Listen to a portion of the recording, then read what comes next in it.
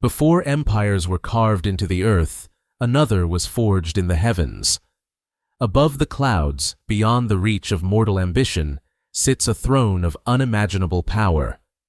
This is the court of the Jade Emperor, the supreme ruler of the cosmos. It is not a realm of simple myth, but a complex, sprawling bureaucracy mirroring the grandest dynasties of China. Here, gods are ministers, immortals are civil servants, and every action, from the turning of the seasons to the fate of a single soul, is meticulously recorded and judged. How was this celestial government created? Who are the deities that manage the ministries of thunder, water, and time? For millennia, this divine system has governed the lives of billions, offering a vision of cosmic order, justice, and the intricate connection between heaven and earth. This is the story of how the Chinese heavens were organized, a tale of divine law and celestial power that continues to shape a civilization. In the beginning, there was no heaven, no earth, no time. There was only a profound and featureless emptiness, a cosmic stillness known as the primordial void. Within this silent expanse floated a great cosmic egg, a vessel containing all the potential of the universe, swirling with the opposing but complementary forces of yin and yang. For 18,000 years, these forces churned and coalesced within the confines of the egg, slowly giving shape to the first living being, Pangu. He grew within the egg, a giant slumbering in the womb of creation, until the day he finally awoke. Trapped in the confines of his shell, Pangu stretched his mighty limbs. With a tremendous effort, he shattered the egg that had been his home.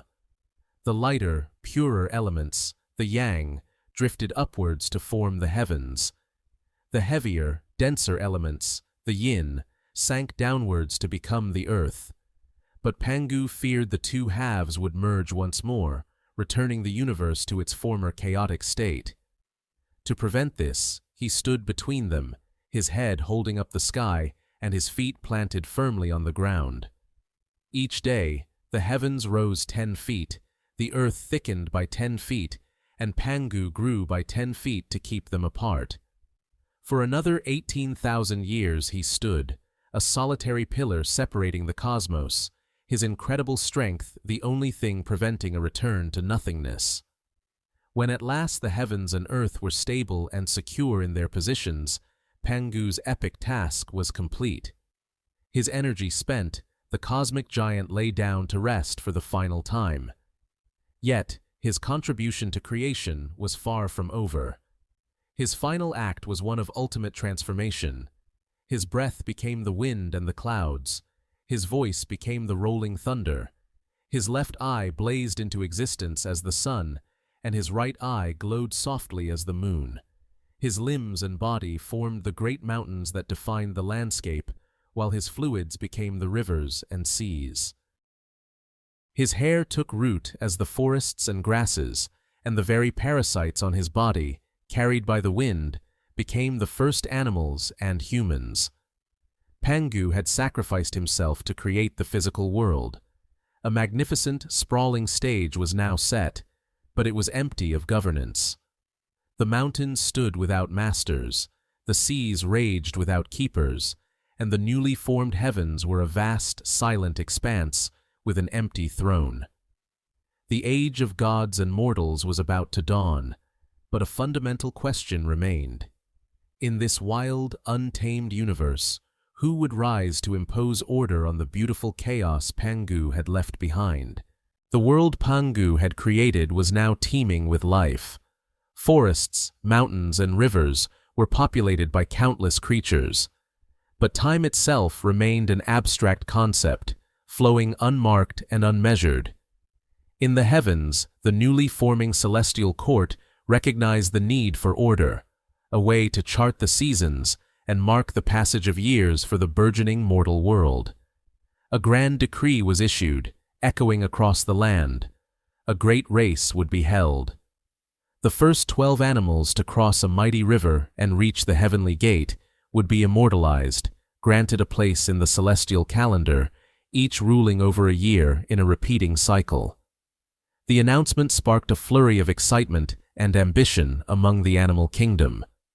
All creatures, great and small, prepared for the challenge that would define their legacy. On the day of the race, they gathered at the banks of a wide, fast-flowing river. Among them were the powerful tiger, the swift horse, and the majestic dragon. But it was often cunning, not just strength, that would determine the victor. The clever rat and the cat, who were then good friends, knew they were poor swimmers. They struck a deal with the powerful but good-natured ox, who agreed to carry them across the river on his back. As they approached the opposite bank, the finish line in sight, the rat's ambition overcame his friendship. In a moment of opportunism, he pushed the unsuspecting cat into the water and then leaped from the ox's head, scurrying across the finish line to claim first place. The diligent ox, surprised but undeterred, came in a close second. The mighty tiger, fighting the strong currents, arrived third. He was followed by the nimble rabbit, who cleverly hopped across a series of stepping stones and a floating log. The great dragon, expected to win easily, came in fifth, explaining he had been delayed by stopping to make rain for a drought-stricken village. Then came the horse, but just as he was about to cross, the snake slithered out from where he had hidden in the horse's hoof, startling him and taking sixth place. The horse followed in seventh. The goat, monkey, and rooster, who had worked together to build a raft, arrived as a team, taking the 8th, 9th, and 10th positions. The loyal dog, a strong swimmer, came in 11th after being happily distracted playing in the water. Finally, the slow but persistent pig arrived in 12th place, having stopped for a snack and a nap along the way. The 12 victors were enshrined in the heavens, a cosmic clockwork of animal spirits. This great contest brought a fundamental order to time itself. Yet, this was just the first step. For a calendar to have meaning and for the world to have balance, a supreme ruler was needed to oversee not just the years, but all of creation. The world was formed, and time was given structure, but the celestial throne remained empty. The gods, immortals, and celestial beings looked upon the universe and saw the need for a singular, benevolent leader to preside over the three realms of heaven, earth, and the underworld. But who could possibly be worthy of such an immense responsibility? The candidate could not be chosen for their power alone, but for their wisdom, compassion, and impeccable virtue. The search turned to a being whose story began not in the heavens, but in the world of mortals. He was once a prince of a distant kingdom, a man named Jade Emperor. From his youth, he was known for his extraordinary kindness and empathy. He devoted his life to alleviating the suffering of his people, providing for the needy, caring for the sick, and ensuring justice for all. Despite his royal status, he lived a simple, humble life. After his father's passing, he ascended to the throne, but his heart was not in earthly power. He saw the endless cycle of mortal pain and yearned for a deeper understanding of the universe. He abdicated his throne, entrusting his kingdom to a worthy minister, and retreated to the remote mountains. There, he dedicated himself to quiet contemplation and the pursuit of spiritual enlightenment. He studied the ancient texts, meditated on the nature of existence, and cultivated his inner virtue.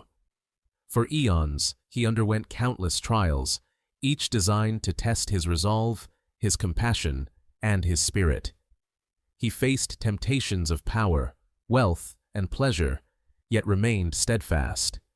He endured immense hardships without complaint, his focus always on achieving a state of perfect harmony and selflessness. His journey culminated in a great confrontation with a powerful demonic entity that threatened to plunge the universe into darkness.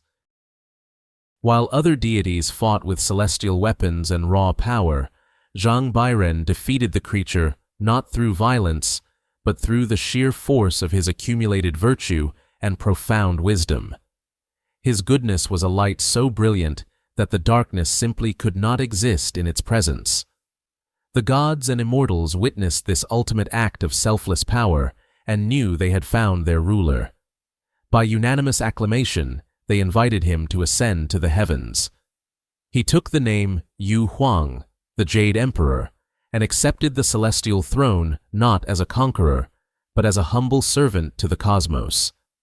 His reign was not one of dominion, but of balance. However, taking the throne was merely the beginning.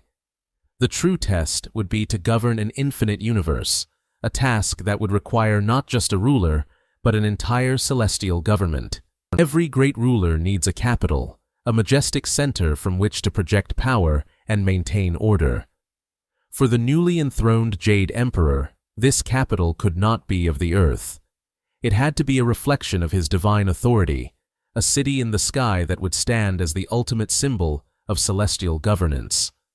And so, the heavenly palace was established, a magnificent citadel floating on a sea of clouds in the highest of the 36 heavens. This was no ordinary structure of wood and stone. Its gates were crafted from luminous jade, its pillars were forged from pure gold, and its sprawling courtyards were paved with shimmering nacre. The palace was a city unto itself, a breathtaking complex of pavilions, halls, and gardens. At its heart was the Hall of Miraculous Mist, a grand audience chamber where the Jade Emperor held court. It was here, seated upon the dragon throne, that he would receive reports from his celestial ministers, pass judgment on gods and mortals alike, and issue edicts that would shape the destiny of the universe. The palace was a vibrant, bustling metropolis, home to thousands of divine beings. Celestial guards in gleaming armor patrolled its corridors, while graceful goddesses tended to its otherworldly gardens. One of the most famous locations within the celestial capital was the Garden of Immortal Peaches. These were no ordinary fruit. A single bite could grant immense longevity or even immortality. The garden was presided over by the powerful and respected Queen Mother of the West, a high-ranking goddess whose grand banquets, where these peaches were served to the gods, were legendary events in the heavenly court. The celestial city mirrored the imperial capitals of the human world, but on an infinitely grander scale. It had its own markets, its own artisans, and its own social hierarchies. It was a place of immense beauty and sublime tranquility, but also a place of strict protocol and unwavering order. Every resident, from the highest-ranking god to the humblest servant, had a role to play in the flawless functioning of the divine administration. Life in the palace was a delicate dance of ritual and responsibility. But this breathtaking city was more than just a residence for the divine. It was the nerve center of the cosmos, the ultimate seat of power from which the Jade Emperor would oversee his vast domain. From these hallowed halls, every birth, every event, and every change in the mortal world was observed and recorded. The palace was a testament to his authority, but a beautiful capital alone cannot run an empire. To truly govern, the Jade Emperor needed a system, a bureaucracy as intricate and far-reaching as creation itself. A ruler, no matter how wise or powerful, cannot govern alone. The Jade Emperor, a being of supreme order, understood that to manage the infinite complexities of the three realms, he required more than a throne and a palace. He needed a system. His greatest achievement would be the creation of a celestial bureaucracy, a divine civil service modeled on the sophisticated imperial administrations of China, designed to ensure balance and justice throughout the universe. This was not a government of a few chosen gods, but a vast and intricate network of ministries, departments, and officials, each with specific duties and jurisdictions. At the highest level were the great ministries. The Ministry of Thunder, led by the fearsome Thunder God, was responsible for justice, punishing mortals and demons who committed grave misdeeds. The Ministry of Water, which included the powerful dragon kings of the four seas, controlled rainfall, rivers, and oceans, ensuring bountiful harvests and preventing catastrophic floods. There was a ministry of fire, a ministry of time, and even a ministry of plagues, which managed the outbreak and containment of illnesses. Below these major ministries were countless other departments and individual posts. There were gods of wealth who oversaw prosperity, kitchen gods who reported on the conduct of mortal families, and city gods who acted as the divine magistrates for specific urban centers on earth. Every mountain, every river, and every significant feature of the natural world had a deity assigned to it, all of whom were part of this celestial chain of command. This system was a meritocracy. Positions were not always hereditary. A deity's performance was constantly under review. Those who governed their domains wisely and compassionately could be promoted, while those who were negligent or corrupt could be demoted or stripped of their divinity. Extraordinarily virtuous mortals could even be granted godhood after their time on earth and given a position in the bureaucracy. Once every year, on the eve of the Lunar New Year, every single deity, from the mighty dragon kings to the humblest local earth god, was required to travel to the heavenly palace. There, they would stand before the Jade Emperor and give a full and honest report of their actions over the past year.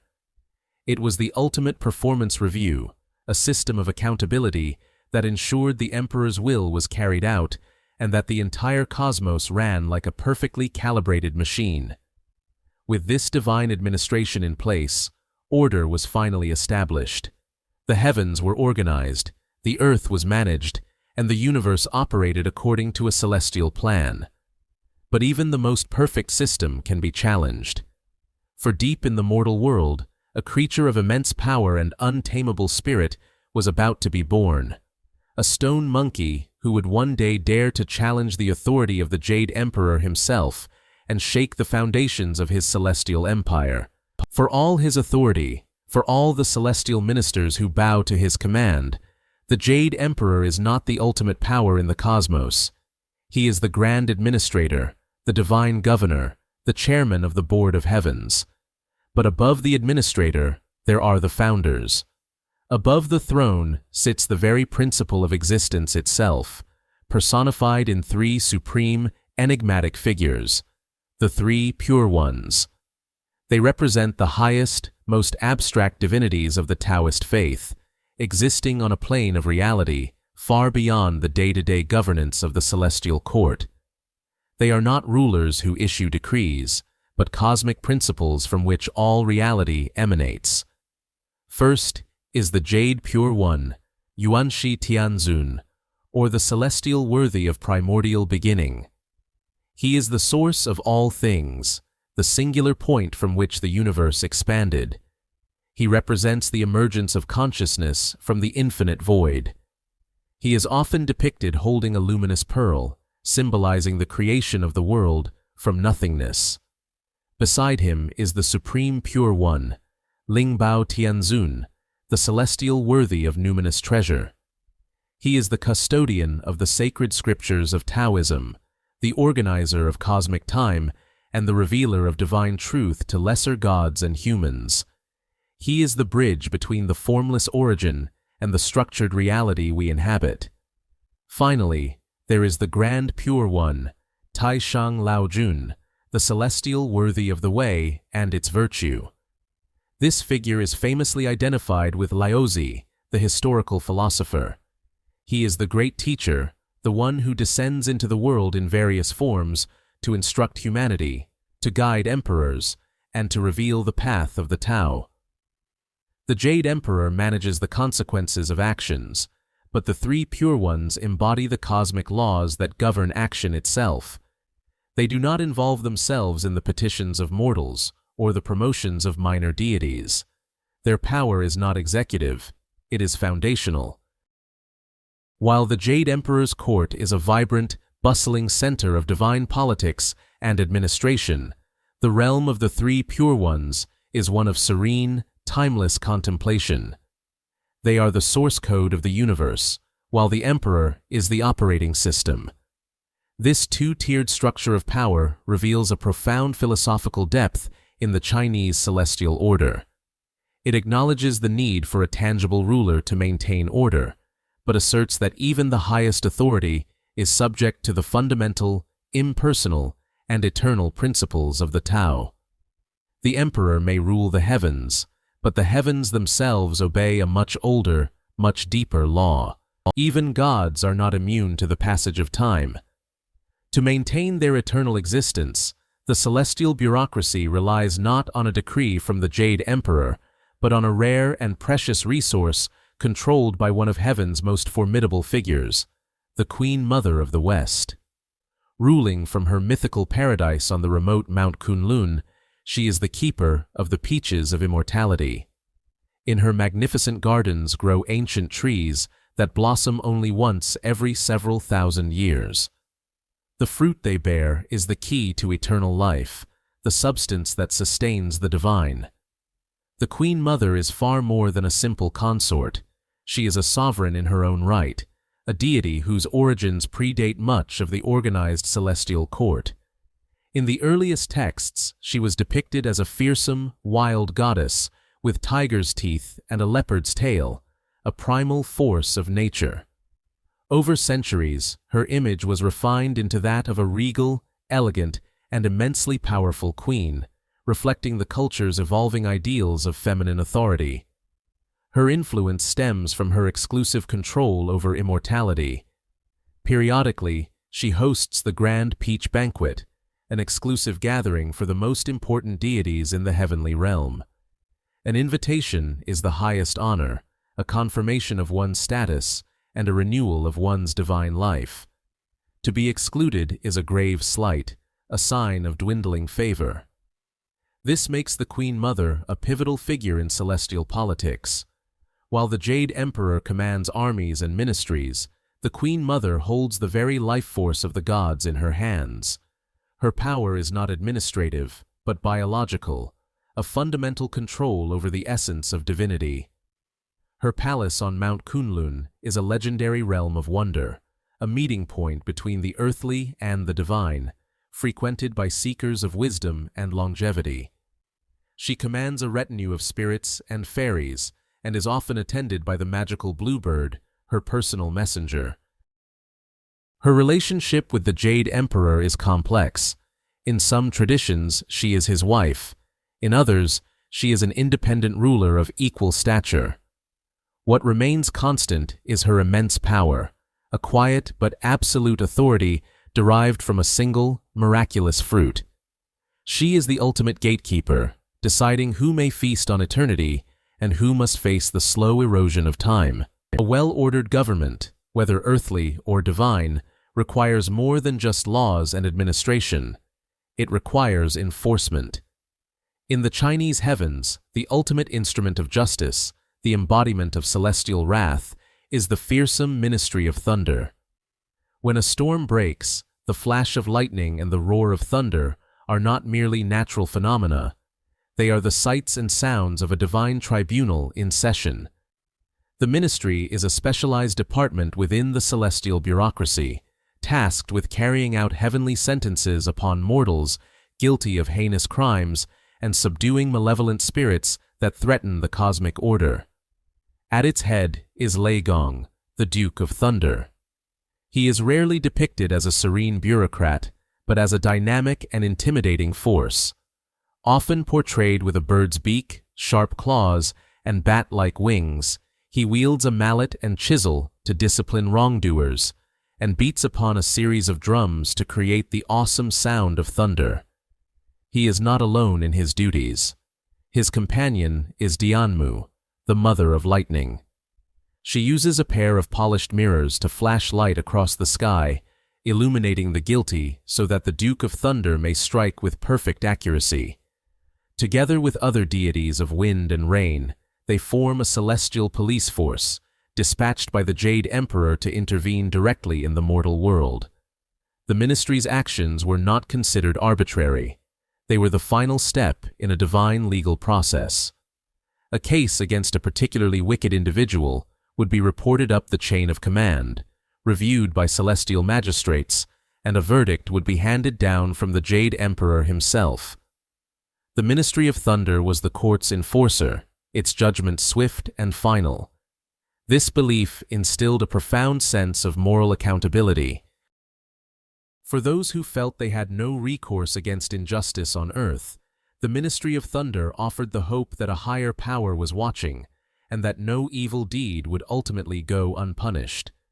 It was a powerful deterrent, a reminder that the heavens were not a distant, indifferent realm, but an active participant in the moral fabric of the world, ready to unleash its awesome power to maintain balance and order.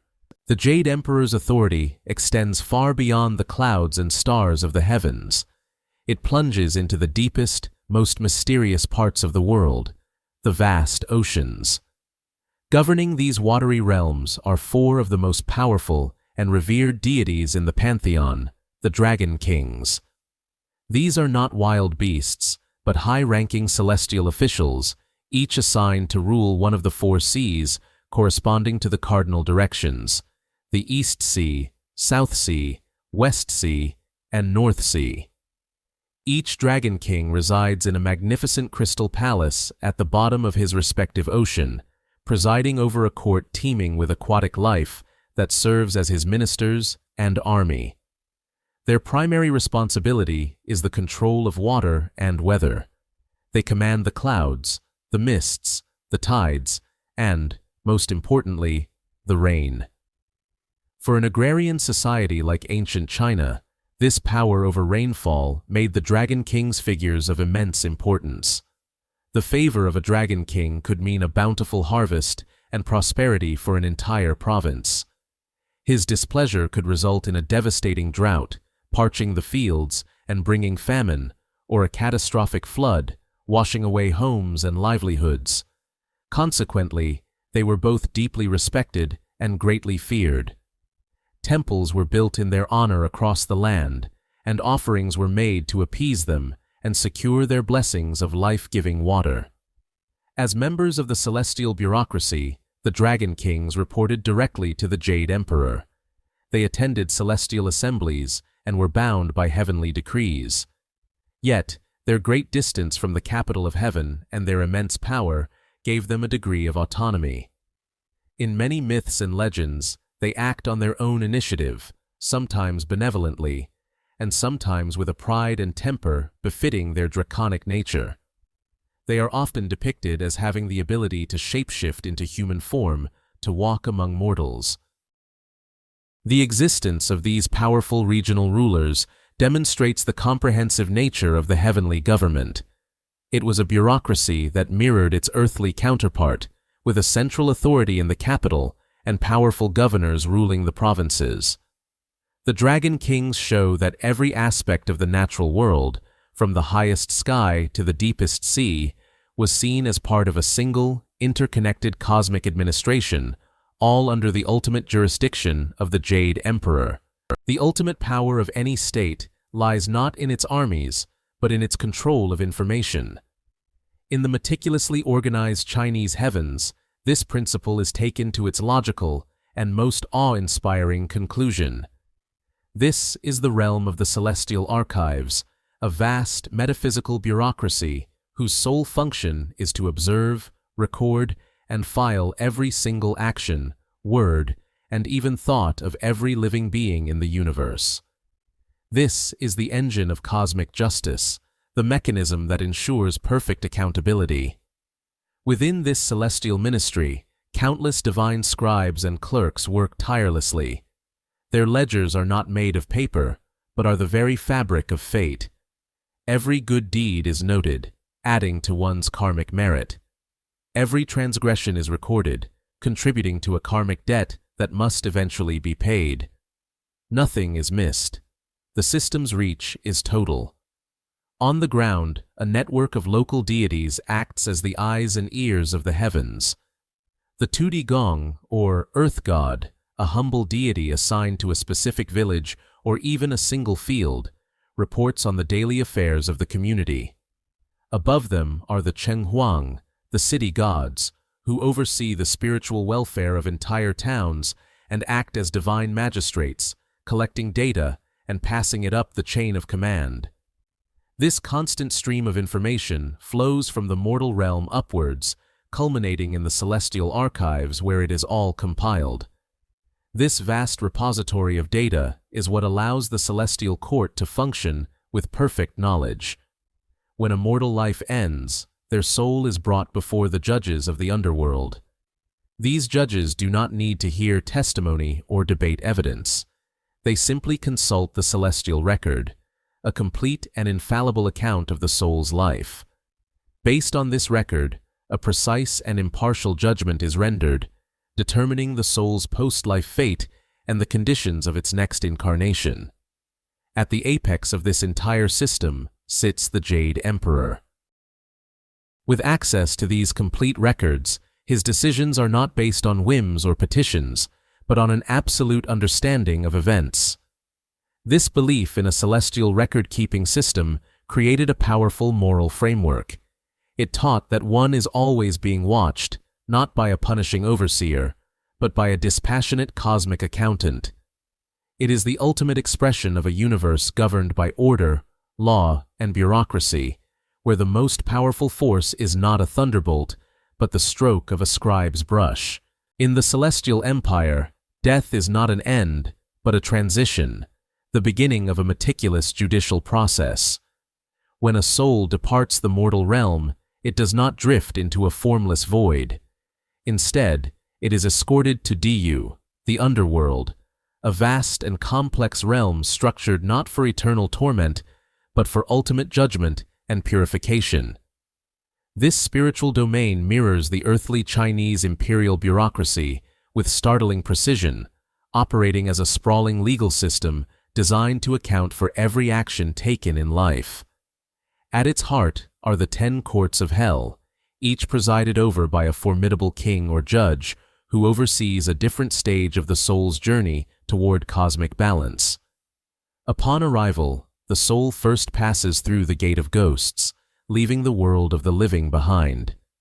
Its first stop is the court of King Qingguang, who presides over the initial review.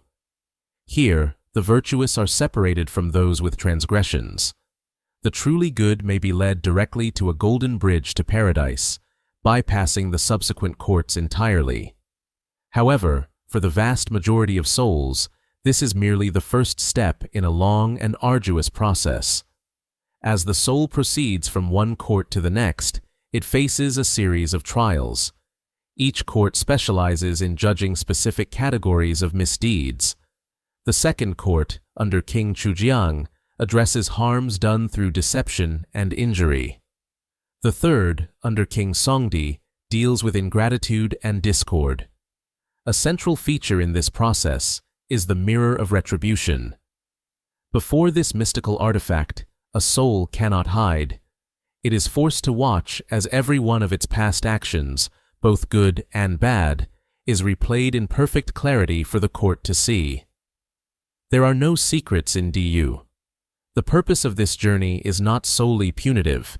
It is a system of rectification. The measures imposed in each court are designed to make the soul comprehend the weight of its actions, to cleanse the karmic slate, and to prepare it for its next incarnation. The process is systematic, thorough, and inescapable, a testament to the Jade Emperor's belief in order and consequence. Every soul must account for its life, facing a justice that is as impartial as it is absolute.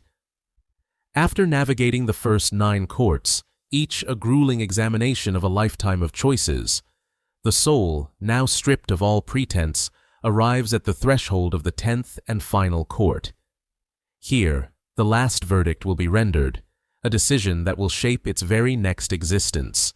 Having passed through the 9 halls of judgment, the soul arrives, purified and assessed, before the final authority of the underworld, the 10th court. Here, King Zhuanlun, the king of the wheel, delivers the ultimate verdict. While the fearsome King Yama often presides over the 5th court, dealing with some of the most serious reckonings, it is in this final chamber that a soul's future is sealed. The court's decision is not based on emotion or whim, but on the precise karmic balance calculated from the soul's journey through the preceding courts. The verdict determines the soul's next station in the grand cycle of existence.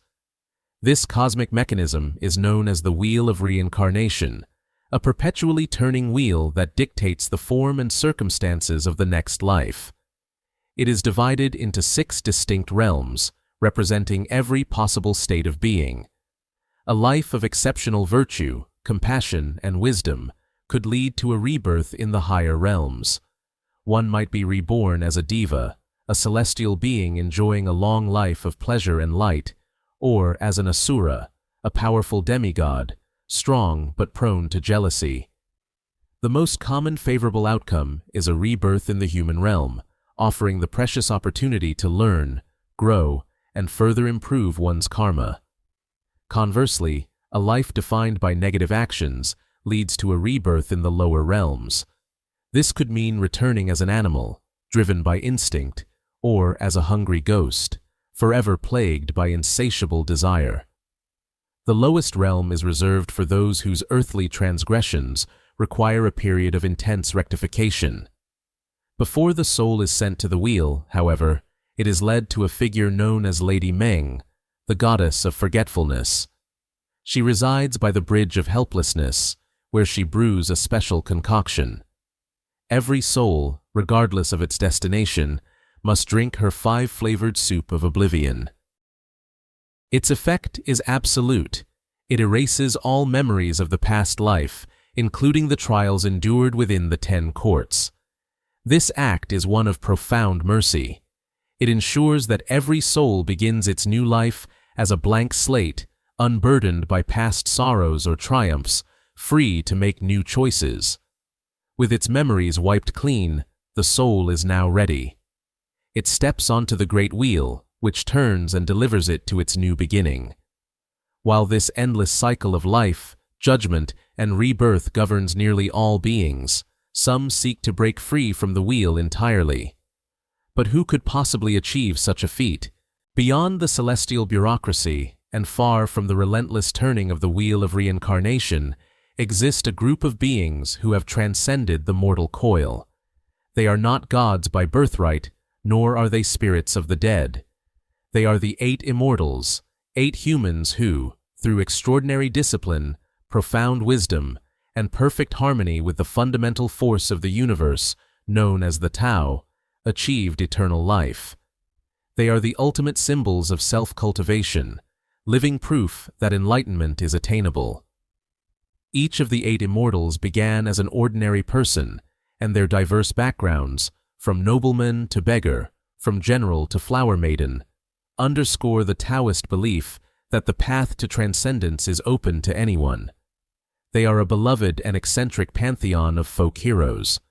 Their leader is often considered to be Zhongli Quan, a former general, recognizable by his bare belly and the magical fan he carries to revive the spirits of the departed. Perhaps the most famous is Lu Dongbin, a charismatic scholar and swordsman who uses his skills to slay demons and help others. Then there is Li Tieguai, or Iron Crutch Li, a cantankerous but compassionate figure who inhabits the body of a lame beggar and carries a gourd filled with magical medicine. Zhang Guolao is the quintessential eccentric, an old man who rides his magical mule backwards, symbolizing his ability to see beyond the conventional flow of time.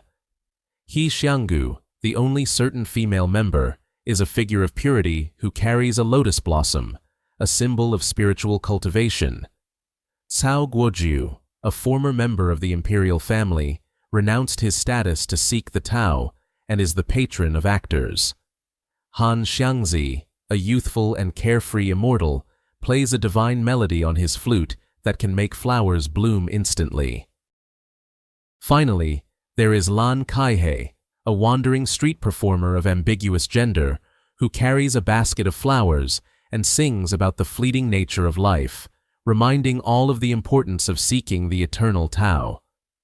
The 8 immortals are not remote deities who demand worship.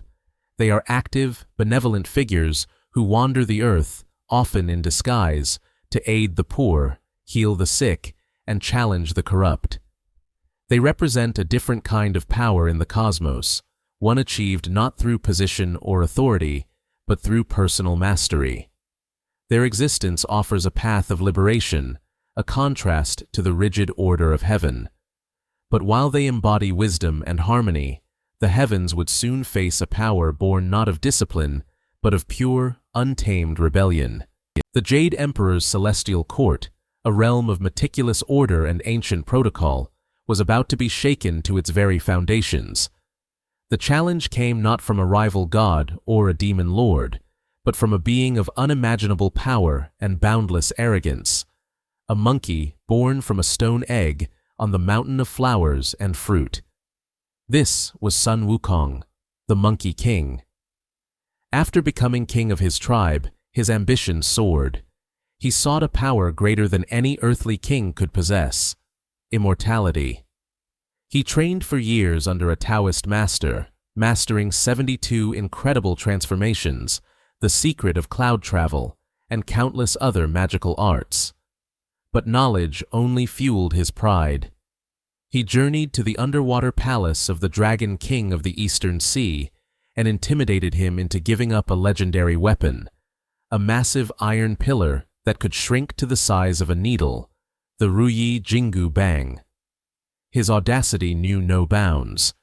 He descended into the underworld, confronted the 10 kings, and brazenly struck his name and the names of all monkeys from the Book of Life and Death, shattering the established order of reincarnation.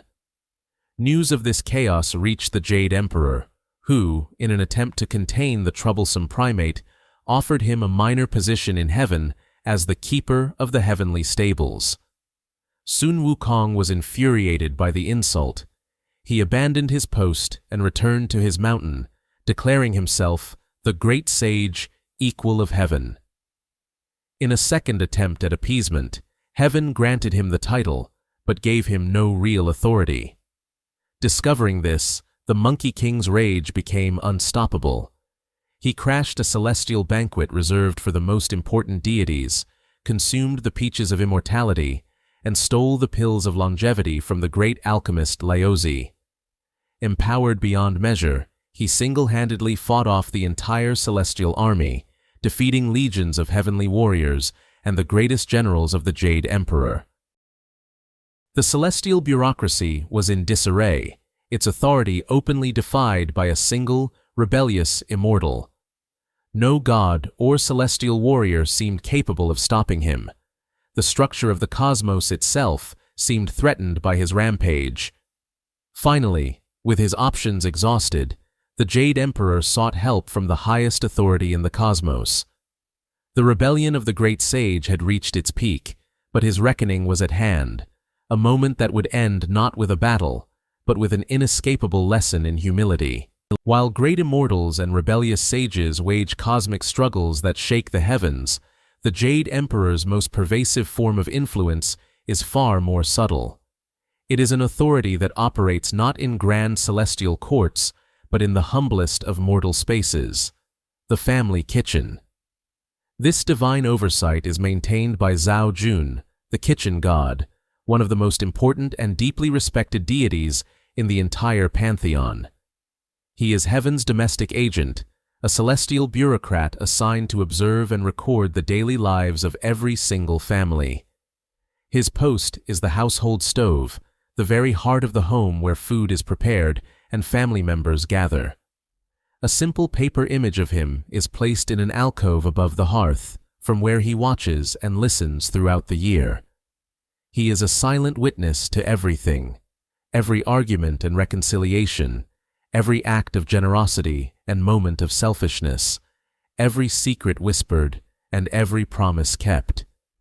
His constant presence serves as a moral compass, a quiet reminder that even the most private actions are being noted by the authorities of heaven. The most critical time for the kitchen god, and for the family he observes, comes at the end of the lunar year. On the 23rd or 24th day of the final month, Zhao Jun temporarily leaves his post to ascend to the celestial palace. His mission is to deliver a detailed annual report on the family's conduct directly to the Jade Emperor. This report is of monumental importance, as the Jade Emperor uses it to determine the family's fate for the coming year. A good report could bring blessings, prosperity, and good health, while a bad report could result in misfortune and hardship. To ensure a favorable review, families developed a charming and clever tradition. On the day of his departure, they offer the kitchen god special treats, particularly sticky and sweet foods, like honey, malt candy, or sweet rice cakes. The logic is twofold. Either the sweet offerings will sweeten his words, encouraging him to report only the good things he has witnessed, or, more pragmatically, the sticky candy will glue his mouth shut, preventing him from saying anything negative at all. After the offerings are made, the paper image of the god is ceremoniously burned, a ritual act that sends him on his journey. On New Year's Day, a fresh image is posted above the stove, marking his return and the beginning of another year of silent observation. This intimate link between the highest deity and the humblest hearth demonstrates the true genius of the celestial system, an empire that governs not just through power, but through presence, right down to the heart of every home. For millennia, the Forbidden City in Beijing was not just the center of China, but the axis of the entire known world. From within its walls, the emperor, known as the Son of Heaven, governed all under the sky. This was not merely a title of poetic grandeur. It was a declaration of cosmic authority. The emperor's right to rule was not won by conquest alone, but was bestowed upon him by a higher power, a divine commission known as the Mandate of Heaven. At the heart of this belief was the Jade Emperor, whose celestial court provided the ultimate model for imperial governance. The earthly empire was a direct reflection, a microcosm, of the divine administration in the heavens. The emperor on the dragon throne was the Jade Emperor's chosen representative, the sole intermediary between the mortal realm and the divine. This celestial mandate was a powerful tool of political legitimacy. When the Zhou dynasty rose against the preceding Shang dynasty around 1046 BCE, they did not justify their actions simply through military might. They claimed the last Shang king had become corrupt and tyrannical, causing heaven to withdraw its favor. The mandate, they argued, had been transferred to the more virtuous Zhou rulers. This precedent would echo through Chinese history for 3,000 years. Every successful dynasty claimed the mandate, and every rebellion sought to prove the incumbent emperor had lost it.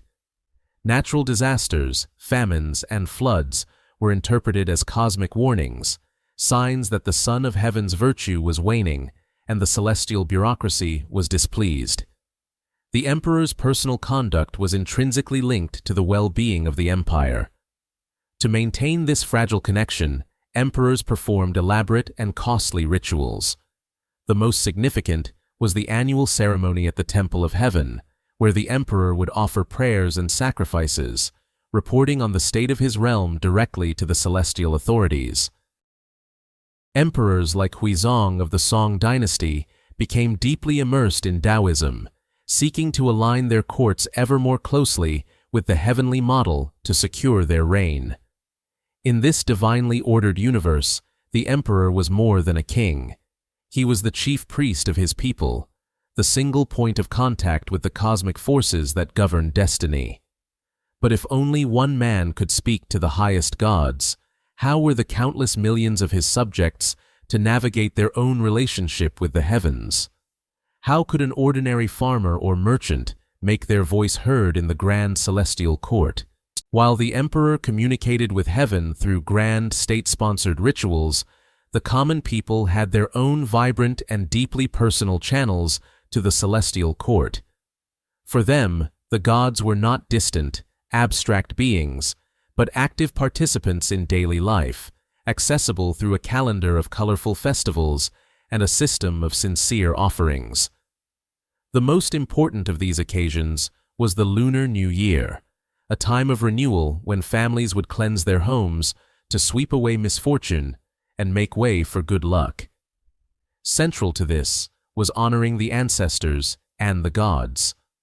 Another key date was the 9th day of the first lunar month, celebrated as the birthday of the Jade Emperor himself. On this day, temples would be thronged with worshippers, the air thick with the fragrant smoke of incense, a medium believed to carry prayers directly to the heavens. Offerings were a tangible form of communication. Tables would be laden with food and drink, not for mortal consumption, but for the spiritual nourishment of the deities. Perhaps the most unique form of tribute was spirit money, or joss paper. These meticulously crafted papers, often resembling banknotes and decorated with gold foil, were ritually burned. The act of burning transformed them, transmitting them to the spiritual realm to be used as currency by ancestors in the afterlife or as offerings to the celestial bureaucracy. This practice reinforced the idea of the otherworld as a functioning society that mirrored the mortal one, complete with its own economy. Every community temple acted as a local consulate of heaven, a place where one could petition a specific deity for help, much like visiting a government office. But celestial oversight reached into the most private of spaces, the home. Every kitchen was believed to be watched over by the kitchen god, Zhao Jun. He was a low-ranking but vital official in the celestial hierarchy, tasked with observing a family's conduct throughout the year. Just before the new year, he would ascend to heaven to deliver his annual report directly to the Jade Emperor.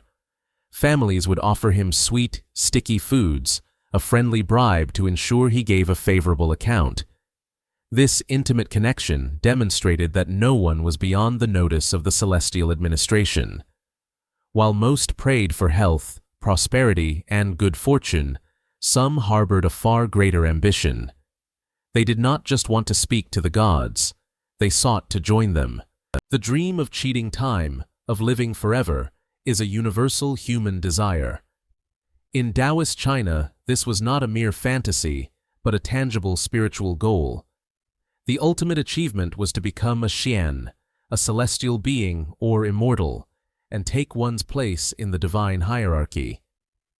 This quest for eternal life captivated everyone from the most powerful emperors to the humblest hermits, and it gave rise to a complex array of spiritual technologies and esoteric practices. The path to this exalted state was often described as climbing a celestial ladder, and there were two primary ways to ascend: internal and external alchemy. External alchemy, or Weidan, was the more literal approach. It involved the compounding of elixirs, often using rare minerals and plants. Alchemists labored in secret, attempting to create a substance that could grant longevity and ultimately transcendence. Cinnabar, a mercury ore, was a key ingredient, believed to hold potent spiritual power. This path was perilous. Many, including several emperors, consumed these toxic concoctions in their desperate pursuit of immortality, only to find a much quicker end to their mortal lives. The more subtle and influential path was internal alchemy, or Nidan. This practice viewed the human body itself as a laboratory containing all the necessary ingredients for immortality. Practitioners sought to refine their own spiritual essence through rigorous self-discipline. This involved complex breathing exercises to control the flow of qi, or vital energy, specific dietary regimens, and deep meditation to purify the mind and spirit. The goal was to cultivate a golden embryo within, an immortal self that could survive the decay of the physical body and ascend to the heavens. Those who succeeded were said to achieve remarkable abilities, becoming masters of the elements and sages of profound wisdom. The legendary 8 immortals are the most famous examples of those who successfully climbed this ladder. Each represents a different facet of society and a different path to enlightenment, showing that immortality was, in theory, accessible to all. Attaining this state was not just about personal salvation, it was about cosmic promotion. A successful immortal could be granted a post in the Jade Emperor's administration, becoming a god in their own right. But as these ancient traditions evolved over centuries, a powerful new spiritual force arrived from the West, bringing with it a different vision of the cosmos and a new set of deities. The celestial court of the Jade Emperor, a perfect reflection of Chinese imperial society, seemed an immutable fixture of the cosmos. But no system, earthly or divine, exists in a vacuum. When Buddhism began to filter into China from India along the Silk Road around the 1st century CE, it presented a profound challenge. It brought with it a new cosmology, a pantheon of enlightened beings, and sophisticated philosophical concepts like karma and reincarnation. At first, the two systems were rivals, competing for imperial patronage and popular devotion. But over time, a remarkable process of fusion began. Instead of one replacing the other, they began to blend, creating a uniquely Chinese spiritual landscape. This syncretism was a testament to the adaptability of the celestial bureaucracy. The Jade Emperor was not overthrown. Instead, he was often identified with the Buddhist deity Indra, a protector of the Buddhist faith. The celestial court expanded its roster, incorporating Buddhist figures into its pantheon. The administration of the afterlife became a joint venture. The 10 courts of hell, a concept that terrifies and fascinates to this day, were presided over by a mix of Taoist kings and compassionate Buddhist bodhisattvas, working in tandem to judge souls according to their deeds. This blending ensured the continued relevance of the Jade Emperor's court, enriching it with new ideas and cementing its place in the popular imagination. However, the challenges of the modern era would prove far more disruptive. The Xinhai Revolution of 1911 brought an end to 2 millennia of imperial rule. With the fall of the Son of Heaven, the earthly link to the celestial mandate was broken. The 20th century brought further upheavals, with waves of secularism and state-sponsored atheism actively discouraging traditional beliefs. Temples were closed, rituals were suppressed, and the old gods seemed to retreat. Had the celestial court finally become obsolete, a relic of a bygone feudal era?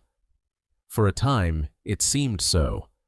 But the Jade Emperor and his administration had become too deeply woven into the fabric of the culture to simply disappear.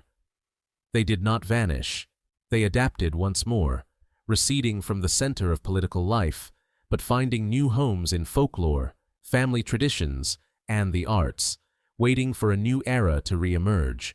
In the gleaming megacities of modern Asia, amidst the hum of technology and the rush of global commerce, it might seem that the Jade Emperor's court has finally faded into myth. The temples still stand, and festivals are still celebrated, but the unwavering belief in a celestial bureaucracy, meticulously recording human deeds, feels like a whisper from another age. Yet, the legacy of this divine administration is not confined to altars and ancient texts. It is alive, thriving in the most unexpected of places, the very heart of popular culture. The structure of the heavenly government has become a foundational element of East Asian storytelling. Its influence is felt in common idioms that speak of heavenly principles or cosmic justice. It provides the narrative architecture for some of the world's most beloved stories. The 16th century novel, Journey to the West, is a prime example. The adventures of the rebellious Monkey King, Sun Wukong, begin with him causing chaos in the Jade Emperor's meticulously organized court. The celestial bureaucracy, with its divine ministers, heavenly armies, and rigid protocols, is not just a backdrop. It is a central character in the epic, a force against which the hero tests his strength. This story, and countless others like it, has been adapted into an endless stream of operas, films, television dramas, comics, and blockbuster video games. In these modern retellings, the Jade Emperor is often portrayed as a powerful, but sometimes flawed ruler, his court a stage for epic battles, political intrigue, and high fantasy. The celestial bureaucracy provides a rich and instantly recognizable universe for creators to explore themes of order versus chaos, destiny versus free will, and the quest for power. The gods, immortals, and demons of this ancient pantheon have been transformed into global cultural icons. The Jade Emperor may no longer be the object of universal worship, but he and his court have achieved a different kind of immortality.